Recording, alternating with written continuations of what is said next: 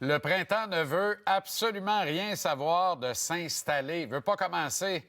Le temps est gris, le temps est maussade. Il continue de neiger, il continue de faire fret. On est tanné, mais le Canadien, lui, contre vents et marées, avance. L'équipe plie, mais ne casse pas une fable de Jean de La Fontaine, brillamment évoquée, sans trop le savoir, je présume, par Martin Saint-Louis après le match d'hier soir.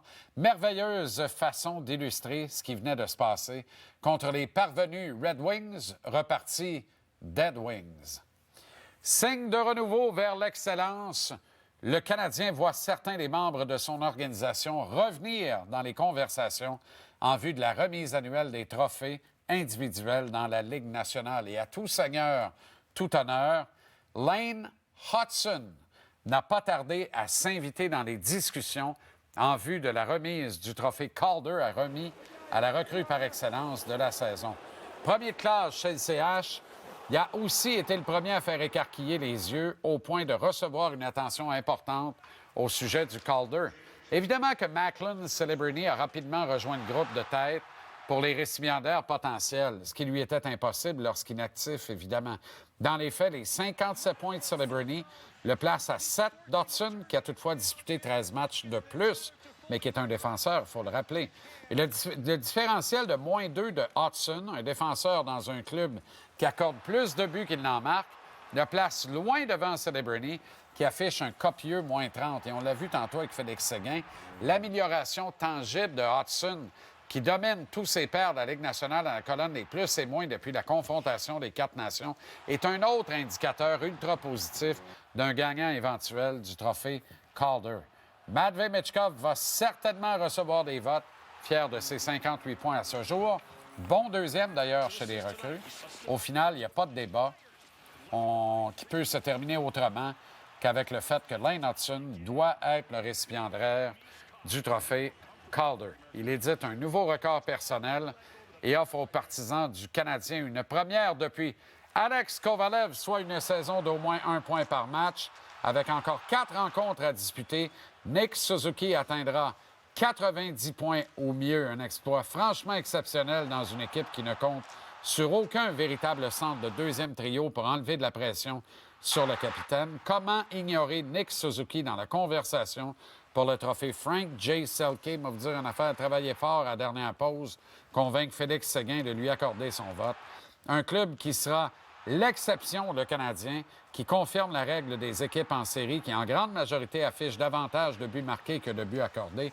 Le CH est à -17 ce soir. C'est très, très, très évocateur. Nick reçoit toute l'attention des défensives des équipes adverses qui savent qu'il est le catalyseur de l'attaque du Canadien. Malgré tout, il persiste, il signe, il produit et il défend bien.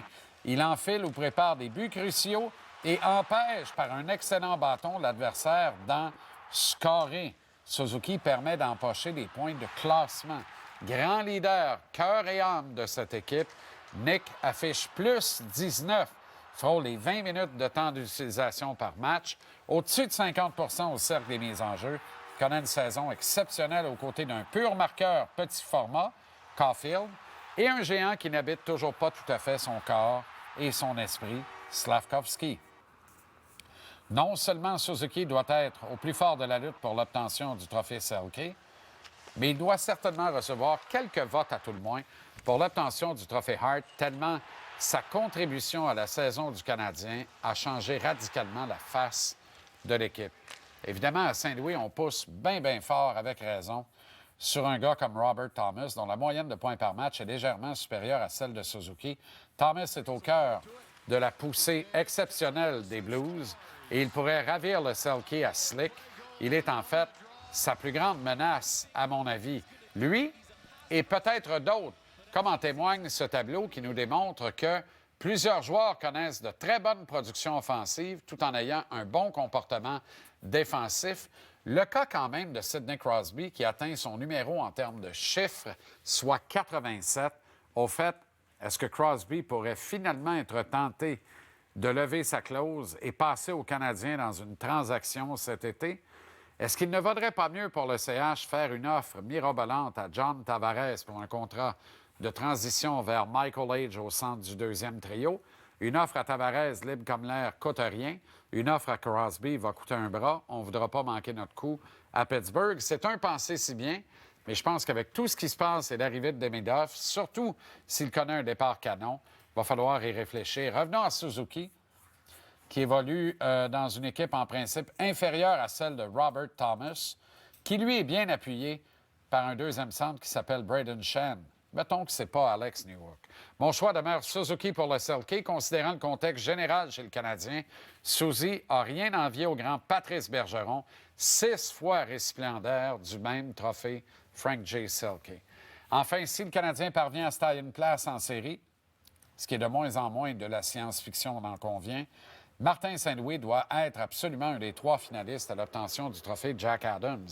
Martin confond le dernier des sceptiques cette saison, armé de sa tête de pioche puis ses méthodes novatrices.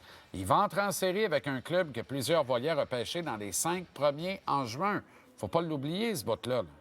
Elle est lointaine, l'époque où Martin est à genoux sur la glace, dessine au feutre large un schéma de positionnement. Une drôle d'impression d'Atome ou Pee-Wee. Le gamin recru venu s'amuser derrière le banc du Canadien est devenu une tête d'hockey respectée de tous.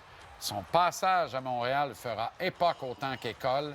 Encore une fois, comme du reste, tout autant de jours avant dans sa superbe vie, Martin Saint-Louis confond le dernier des sceptiques.